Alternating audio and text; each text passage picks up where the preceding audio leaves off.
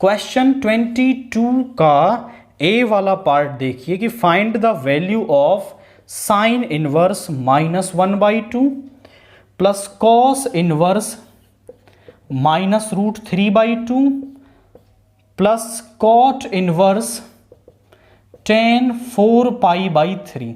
तो आप क्या करेंगे, इसको सॉल्व करने के लिए हम पर्टिकुलरली सबकी अलग अलग वैल्यू निकाल देंगे, फिर उसे वापस यहाँ ऐड कर देंगे तो हमें इस पूरे टर्म की वैल्यू यहाँ पर मिल जाएगी।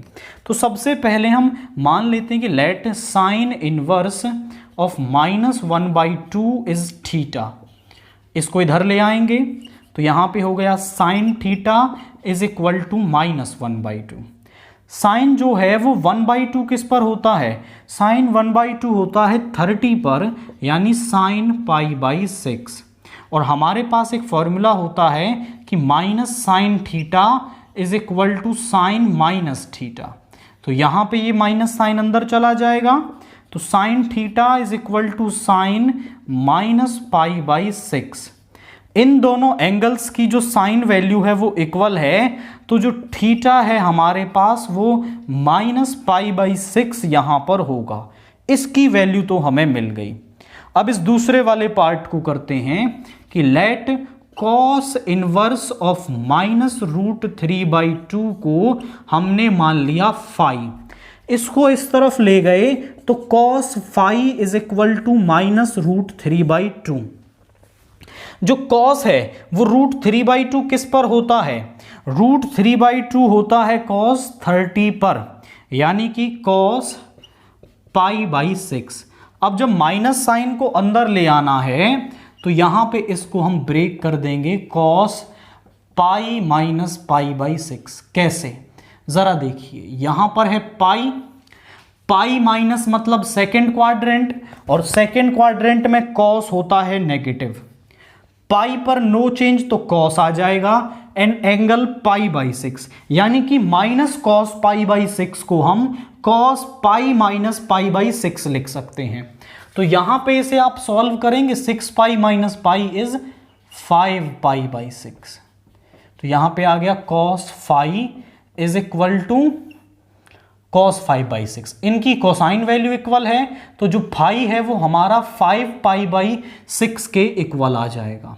अब इस वाले पार्ट को सॉल्व करना है, कॉट इनवर्स ऑफ tan 4π/3। इसको मान लिया थीटा फाई एंड इसको सब मान लो आप अल्फा। लेट इस अंदर वाले पार्ट को पहले आप सॉल्व कर लें कि tan 4π/3 किसके इक्वल होगा। तो tan 4π/3 के लिए आप देखें, इसको मैं थोड़ा ब्रेक कर लूं तो tan 4π/3 को मैं लिख सकता हूं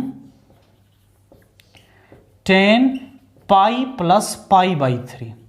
अब पाई प्लस मतलब थर्ड क्वाड्रेंट में tan होता है पॉजिटिव, पाई पर नो चेंज, tan π/3, यानी tan π/3 tan 60 हमारे पास होता है √3 के, यहां पुट कर देंगे cot inverse √3 is equal to alpha. यहां पे आ गया cot alpha is equal to √3। जो कॉट है वो √3 किस पर होता है, कॉट जो है वो √3 होगा आपका 30 डिग्री पर, यानी कॉट π/6 पर। इनकी कॉटेंजेंट वैल्यू इक्वल है तो अल्फा होगा π/6। आप अब ध्यान से देखें तो हमने सभी की वैल्यू यहां पर निकाल ली।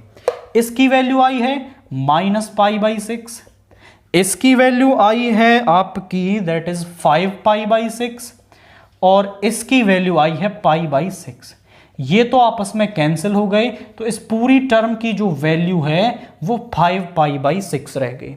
सभी की वैल्यू हमको अलग अलग निकाल लेनी है और फिर उसे वापस आप यहां पे पुट करोगे तो आपको इसकी वैल्यू यहां पे मिल जाएगी।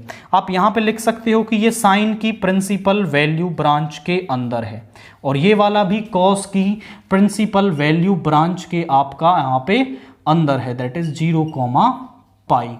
तो इस तरीके से आप सभी को ऐड करके यहां पर लिख सकते हैं।